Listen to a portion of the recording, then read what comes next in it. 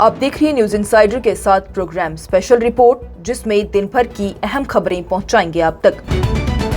जम्मू में तेज बारिश से पानी ने मचाई तबाही, लोगों का फूटा गुस्सा, बोले लीडरान सिर्फ फोटो और वीडियो के लिए आते हैं, हमें हुकूमत से असल में राहत की है तवक्का।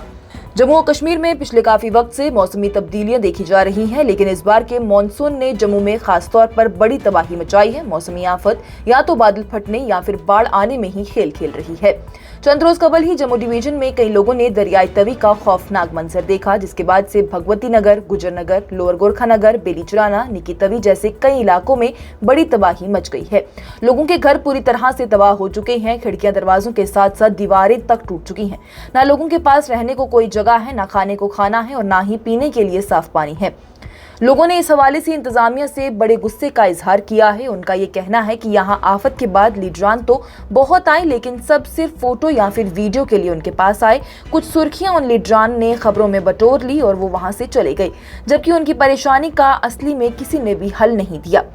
उनका कहना है कि लोग इस मसले में भी सियासत कर रही हैं, एक दूसरे की सरकार को तनकीद का निशाना बना रहे हैं। उन्होंने मांग की है कि हुकूमत उनकी पुकार सुने और उन्हें एक मुनासिब राहत पैकेज भी फराहम करे। वाज़ेह रहे तो गुज़िश्ता रोज में नायब वज़ीर आला सुरेंद्र चौधरी की जानिब से भी गुजरनगर का दौरा किया गया था। उनकी जानिब से लोगों से मुलाकात की गई, वहाँ भी लोगों ने उनके सामने अपना गुस्सा जाहिर किया।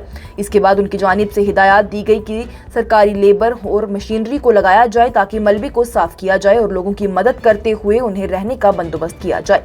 उनकी जानिब से भी मरकज से मांग की गई थी कि जिस तरह से साल 2014 में कश्मीर में सैलाब के बाद लोगों के लिए 80,000 करोड़ रुपए का बहाली का पैकेज दिया गया था, जम्मू को भी उसे दोगुना करके दिया जाए, क्योंकि इस तरह की तबाही कभी भी नहीं देखी गई होगी जो कि जम्मू के लोगों ने बर्दाश्त की है। वहीं आज पीडीपी के सरबराह महबूबा मुफ्ती की जानिब से भी हुकूमत पर जोर दिया गया है कि वो जम्मू और कश्मीर में बड़े पैमाने पर तबाही मचाने वाले सैलाब से मुतासिरा खानदानों के लिए एक बहाली का पैकेज ऐलान करें। 4 दिन के लंबे इंतजार के बाद जम्मू श्रीनगर कौमी शाहराह को रास्ते में फंसी हुई गाड़ियों के लिए खोल दिया गया। वज़ीर आला उमर अब्दुल्ला की जानिब से कौमी शाहराहों की हालत का जायजा लेने के लिए मीटिंग तलब की गई। जम्मू श्रीनगर कौमी शाहराह को हफ्ते के रोज ही सिर्फ फसादी गाड़ियों के लिए दोबारा खोल दिया गया है, जो कि 4 दिन से बंद था। ये सड़क लैंडस्लाइड और उधमपुर डिस्ट्रिक्ट में 60 मीटर लंबा हिस्सा गिरने की वजह से बंद हो गई थी, जो कि इस हफ्ते के शुरू में रिकॉर्ड बारिश के बाद हुआ था। आला हुकाम के मुताबिक अभी तक नॉर्मल ट्रैफिक का रास्ता खुला नहीं है और 250 किलोमीटर का ये हर मौसम की सड़क, जो कि कश्मीर को बाकी मुल्क से जोड़ती है, अभी भी बंद है। रामबन में national highway authority of India के प्रोजेक्ट डायरेक्टर शुभम की जानिब से कहा गया कि काम अभी भी जारी है ताकि जल्दी से हाईवे को नॉर्मल ट्रैफिक के लिए भी दोबारा खोला जा सके। उन्होंने ये भी बताया कि हमने जुम्मा शाम तक रेस्टोरेशन का काम खत्म कर लिया था और हम हफ्ते के रोज ही सुबह तक ट्रैफिक को अलाउ करने की उम्मीद रख रहे थे, लेकिन नई बारिश ने हमारी कोशिशों में रुकावट डाल दी। उनकी जानिब से बताया गया कि काम को दोबारा शुरू करा गया है, जहां पर 60 मीटर का हिस्सा रोड का बनाली नाले के बीच में चनैनी और उधमपुर के बीच में गिर गया था। थोड़ी देर के लिए पत्थर को सेटल होने दिया गया और फिर फसादी गाड़ियों को, खासतौर पर वो जो खाने पीने की चीजें जैसे कि फल, तेल टैंकर्स और लाइट मोटर व्हीकल्स ले जा रहे थे, दोनों को दोनों तरफ से रेगुलेटेड तरीके से चलाने की इजाजत दे दी गई।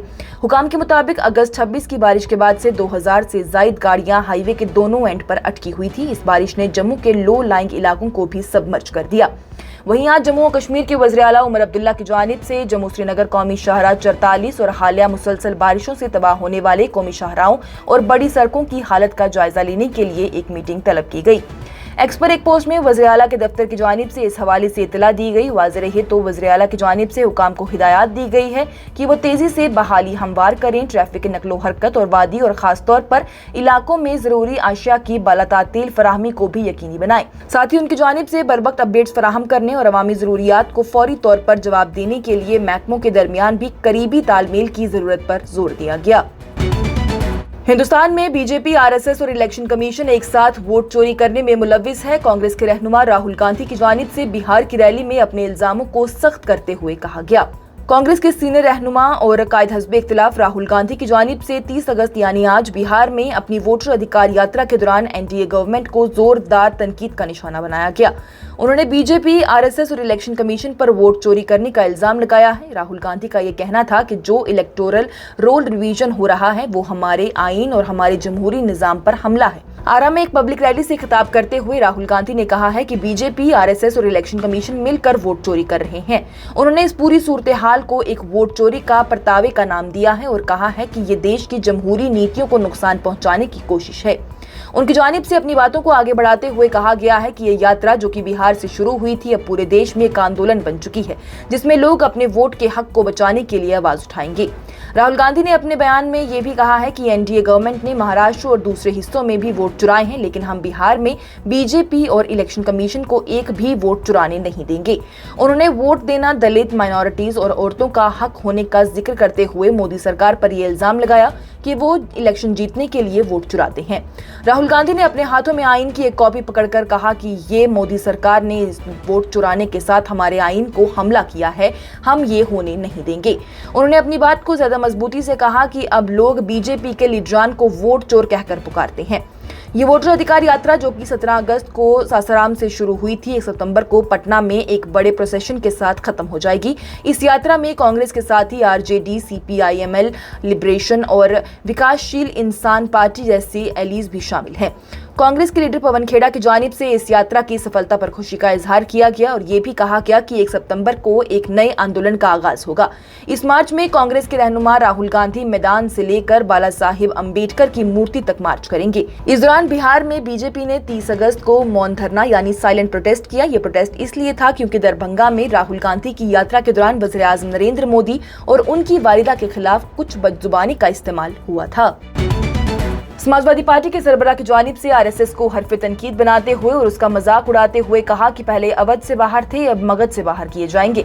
समाजवादी पार्टी के सुप्रीमो अखिलेश यादव ने आरएसएस के चीफ मोहन भागवत के उस बयान पर तनकीद की जिसमें उन्होंने कहा था कि हिंदुस्तानियों का डीएनए 40,000 साल से एक जैसा है।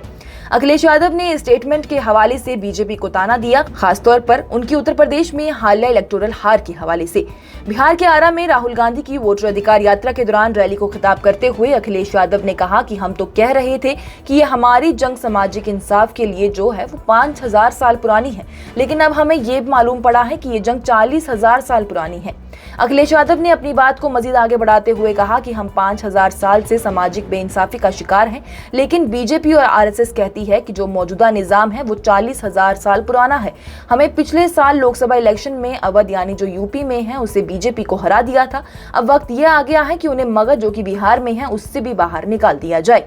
समाजवादी पार्टी के सुप्रीमो की जानिब से उस वक्त 1990 की एक यादगार पॉलिटिकल घटना का भी जिक्र किया गया। उन्होंने कहा कि बिहार में राम रथ यात्रा के दौरान बीजेपी के तजुर्बाकार लीडर एलके अडवाणी को समस्तीपुरा में गिरफ्तार कर लिया गया था। उस वक्त उनका रथ रुक गया था और उसने आरजेडी के लीडर लालू प्रसाद और एसपी के बानी मुलायम सिंह यादव के दरमियान एक सियासी मुकाबला शुरू कर दिया था।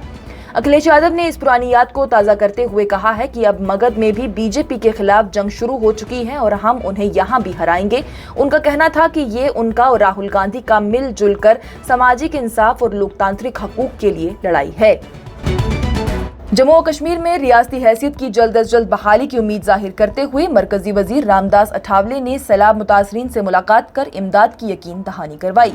मरकजी वजीर रामदास अठावले की जानिब से हफ्ते के रोज श्रीनगर में एक तकरीबात के दौरान ही मीडिया से बात करते हुए उम्मीद जताई गई है कि जम्मू कश्मीर को जल्द अज जल्द ही स्टेटहुड वापस मिल जाएगा।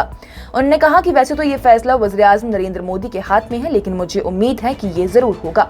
रामदास अठावले की जानिब से कहा गया कि पिछले साल जम्मू और कश्मीर में असेंबली इंतखाबात हुए जिसमें लोगों ने पुरजोश हिस्सा लिया। बल्दियाती इंतखाबात भी अक्टूबर या फिर नवंबर में होने वाले हैं। इसके अलावा हम ये उम्मीद करते हैं कि जल्दी ही जम्मू और कश्मीर को स्टेटहुड वापस मिल जाएगा। उनकी जानिब से वापस कहा गया कि वज़ीर-ए-आज़म नरेंद्र मोदी को ही फैसला लेना है, लेकिन यकीन ये है कि ऐसा जरूर होगा।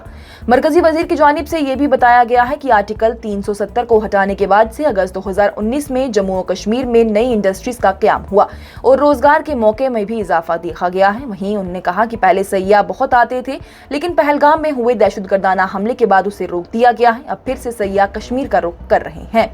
दहशतगर्दी के खिलाफ हिंदुस्तान के मजबूत वर्से को याद करते हुए अठावले ने कहा कि ऑपरेशन सिंदूर के दौरान हमने पाकिस्तान को अच्छा सबक सिखा दिया। इंडिया ने अमेरिकी सदर की गुजारिश पर भी जंग को नहीं रोका था, लेकिन हमारा मकसद सिर्फ और सिर्फ टेररिस्ट को मारना था। जम्मू में हालिया बाढ़ की तबाही पर अठावले की जानिब से ये भी कहा गया है कि हुकूमत सैलाबी मुतासरीन को हर मुमकिन मदद देगी। एक सर्वे चल रहा है ताकि नुकसान का अंदाजा लगाया जा सके। हुकूमत हर मुमकिन मदद फ्लड से मुतासरा खानदानों को दे देगी। वजीर की जानिब से फिर से जम्मू और कश्मीर में तरक्की, अमन और मुस्तहकम हालात की उम्मीद का इजहार किया गया। उन्होंने कहा कि हमारी कोशिश है कि यहाँ खुशहाली लाई जाए, नौजवानों के लिए रोजगार के मौके फराहम किए जाएं और नॉर्मलसी को बरकरार रखा जाए। जम्मू और कश्मीर में मौसमी आफत अभी भी जारी। रियासी और रामबन में बादल फटने और लैंडस्लाइडिंग की वजह से 11 अफराद हलाक, जबकि दीगर कई अभी भी जख्मी। जम्मू और कश्मीर में मौसमी तब्दीलियां अभी भी जारी हैं, जहां चंद रोज कबल ही तेज बारिश और बाढ़ से आई तबाही को अभी समेटा जा रहा था। वहीं आज सुबह सवेरे ही जम्मू के रामबन जिले के राजगढ़ में बादल फटने से कम 4 लोग अब तक हलाक हो चुके हैं, जबकि कई लोग अभी भी मलबे के नीचे दबे हुए हैं। इस बात का खदशा है। इलाके में कई मकान ढह चुके हैं और कई स्कूल की इमारतों को भी नुकसान पहुंचा है, जबकि रेस्क्यू ऑपरेशन वहां अभी भी जारी है। इसके साथ ही साथ रियासी जिले के माहौर में भी लैंडस्लाइडिंग होने के बाद एक ही खानदान के 7 अफराद गायब हो गए, जबकि कई खबरों के मुताबिक उनकी जान चली गई है। वहीं कई लोग अभी भी मलबे के नीचे दबे हो सकते हैं। मकान पूरी तरह से तबाह हो चुके हैं। तेज बारिशों की वजह से कौमी शाहरा 244 जो कि डोडा किश्तवाड़ लिंक है, उसे बंद कर दिया गया है, क्योंकि वहां पर भी सड़क महफूज नहीं बताई जा रही है। यानी कि कल से अब तक के जम्मू में पेश आए इन वाकयात में 11 जानें चली गई हैं, जबकि दीगर कई लोग अभी भी गायब हैं। और JKSSB की जानिब से जूनियर इंजीनियर सिविल के इम्तिहान को खराब मौसमी हालात के पेश नज़र मौखर कर दिया गया। जम्मू और कश्मीर सर्विस सिलेक्शन बोर्ड यानी JKSSB की जानिब से जूनियर इंजीनियर सिविल के लिए OMR बेस्ड इम्तिहान को मौसम की खराब सूरत हाल की वजह से मौखर कर दिया गया है। एक ऑफिशियल ऑर्डर के मुताबिक ये इम्तिहान पहले 31 अगस्त को होना था, फिर इसे 7 सितंबर के लिए तयन किया गया, लेकिन वहीं बारिश और धुंध की वजह से जो कि मुश्किलात पैदा हुई हैं, उनकी वजह से इम्तिहान को अब मौखर कर दिया गया है। हुकाम का ये कहना है कि अब नई तारीखें जल्द ही अलग से नोटिफाई कर दी जाएंगी। वहीं उम्मीदवारों को ये भी कहा गया है कि वो अपना राब्ता ऑफिशियल JKSSB वेबसाइट से बनाए रखें, जहां नई तारीख और मजीद अपडेट्स दिए जाएंगे। इम्तिहान में शामिल होने वाले स्टूडेंट्स को टाइम पर अपडेट्स मिल सकें, इसलिए उनको वेबसाइट को बार बार चेक करते रहना होगा। इस हवाले से भी बात कही गई। ये इम्तिहान जूनियर इंजीनियर सिविल के लिए था और इसमें शामिल होने के लिए बहुत से कैंडिडेट्स ने अपने डॉक्यूमेंट्स भी जमा कराए थे। इस वक्त के लिए कैंडिडेट्स को थोड़ा और इंतजार करना होगा जब तक कि नई तारीख अनाउंस हो जाए। वाज़ेह है, अगर हम बात करें जूनियर इंजीनियर इलेक्ट्रिकल के पेपर की, तो JKSSB की जानिब से एक हफ्ते पहले ही इस पेपर को भी कैंसिल कर दिया गया था, जब पेपर लीक होने के दावे सामने आए थे। ये पेपर लीक के केस की वजह से इम्तिहान को रद्द कर दिया गया। हालांकि हुकाम का ये भी कहना था कि पेपर को खराब मौसमी हालात के चलते ही कैंसिल किया गया है। ये प्रोग्राम आप तक पहुंचाने में हमारे साथ ताउन किया है ग्लोबल इनोवेशंस ने। नजरिया तरक्की की तरफ, हिंदुस्तान की सबसे बड़ी और भरोसेमंद एजुकेशनल कंसल्टेंसी। आज की स्पेशल रिपोर्ट में इतना ही। दीजिए इजाजत। लेटेस्ट अपडेट्स के लिए देखते रहिए न्यूज़ इनसाइडर 24/7।